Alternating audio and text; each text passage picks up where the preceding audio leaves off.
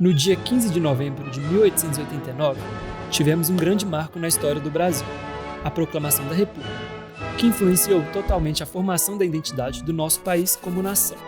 O seu símbolo máximo é a bandeira do Brasil como a conhecemos hoje, a qual muito nos orgulha. Mas o motivo de orgulho não é para menos, pois seus elementos são tão interessantes como os fatores que influenciaram a criação deles, e, por isso, podemos esmiuçar cada símbolo que nossa bandeira carrega. Na busca por símbolos nacionais, quase sempre se retorna à história do país. E, no caso da nossa bandeira, não foi diferente. Ainda que a monarquia tenha sido dissolvida, suas raízes ainda eram muito fortes na memória nacional.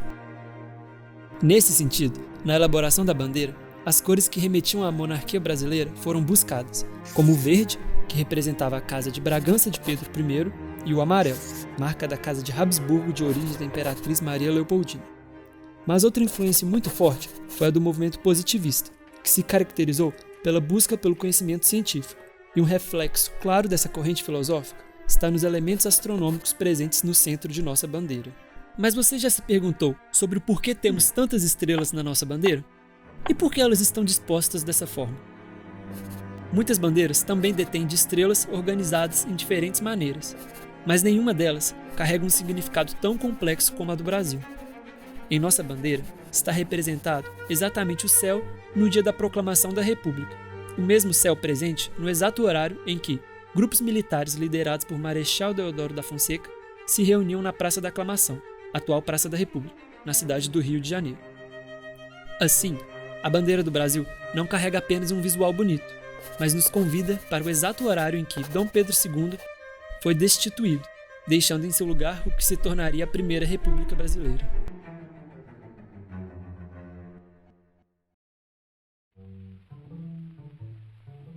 Porém, sabemos que a proclamação da República ocorreu às 8h30 da manhã. E talvez você esteja se perguntando como foi possível determinar a configuração das estrelas nesse momento, já que não conseguimos enxergá-las pela manhã.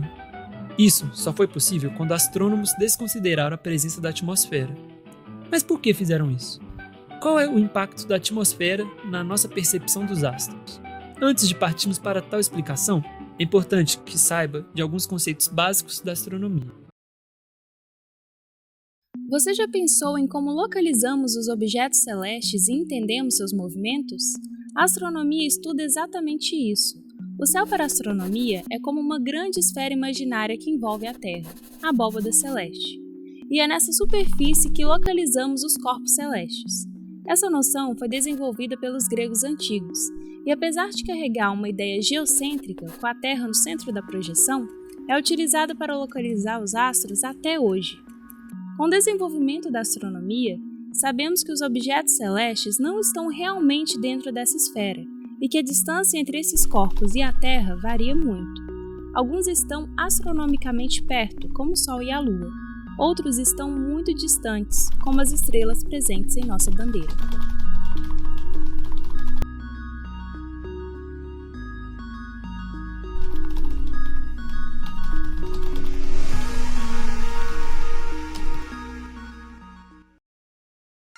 Agora que já sabemos onde estão os astros, vamos entender um pouco mais sobre seus movimentos. Você já deve ter observado que ao longo do dia o Sol nasce sempre em um mesmo lado, o leste, e se põe ao lado oposto, o oeste. Mas esse movimento não é feito apenas pelo Sol. Corpos celestes como a Lua e as estrelas também seguem esse mesmo movimento. O curioso é que na verdade não são os astros que giram de leste a oeste, mas sim a Terra que gira de oeste para leste, resultando no movimento aparente dos corpos celestes que observamos a todo momento. Essa imagem é uma fotografia de longa exposição do céu noturno, e nela é possível ver o movimento aparente das estrelas, que no hemisfério sul se dá no sentido horário. Além disso, devido ao movimento de translação da Terra em torno do Sol, o Sol aparentemente se move entre as estrelas ao longo do ano, descrevendo uma trajetória na esfera celeste, chamada eclíptica. A eclíptica é um círculo máximo que tem uma inclinação de 23 graus e 27 minutos em relação ao equador celeste. O que conseguimos observar no céu varia de acordo com a latitude em que estamos. Para uma pessoa que está exatamente sobre o equador da Terra, latitude 0 graus e longitude qualquer, ambos os hemisférios do céu podem ser observados por completo. Você deve estar pensando, ok, já entendi que os corpos celestes ficam rodando nessa tal de esfera, mas por que só consigo observá-los durante a noite? Eles somem durante o dia? Será que são vampiros? Não. Quando o Sol nasce, isto é, quando a rotação da Terra carrega o Sol acima do horizonte, a luz do Sol é espalhada pelas moléculas de nossa atmosfera, enchendo o nosso céu de luz e escondendo as estrelas acima do horizonte. E é esse fenômeno que torna o céu com a cor azulada que vemos diariamente nas manhãs de dias claros. Você pode fazer, daí da sua casa mesmo, um experimento que demonstra esse fenômeno. Você só vai precisar de um recipiente transparente com água, uma pequena quantidade de leite e uma lanterna. Comece apontando a lanterna para o recipiente com água e observe o que acontece.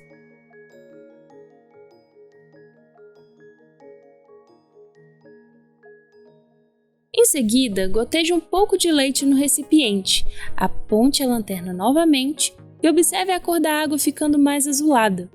Isso ocorre devido ao fenômeno de espalhamento da luz causado quando as partículas de leite interagem com a luz da lanterna, exatamente como acontece com a nossa atmosfera. As partículas que compõem os gases presentes na atmosfera do nosso planeta seriam, no nosso experimento, as partículas do leite, e a água, o nosso céu. Desconsiderando então nossa atmosfera, é possível determinar a configuração das estrelas mesmo que seja manhã. Vamos ensinar agora como você mesmo pode ver o céu no dia e horário da proclamação da República, sem a presença da atmosfera, ou seja, sendo possível visualizar planetas e constelações de uma maneira muito fácil. Usaremos o programa Stellarium, que simula o céu em diferentes localizações e em diferentes momentos. Para isso, basta ir no seu navegador de preferência e procurar no Google Stellarium. No site, você poderá escolher a versão web, que não requer nenhum download, ou, se preferir, é possível baixar o programa e ter acesso a diversas ferramentas interessantes. No Stellarium Web, no canto inferior esquerdo, é possível alterar sua localização e no canto inferior direito é possível alterar o ano, o dia e o horário da observação. Além disso, é preciso retirar a atmosfera na região central inferior, no ícone Atmosphere. Dessa forma, será possível observar as constelações e associar com as estrelas em nossa bandeira. Essa série foi dividida em 2 vídeos e, apesar de termos discutido interessantes aspectos astronômicos da bandeira do Brasil, ainda não acabou. E se você quiser saber mais sobre o significado de cada uma dessas estrelas presentes na bandeira, não se esqueça de conferir o 2º vídeo da nossa série. Agradecemos por ter chegado até aqui e nos vemos no próximo episódio.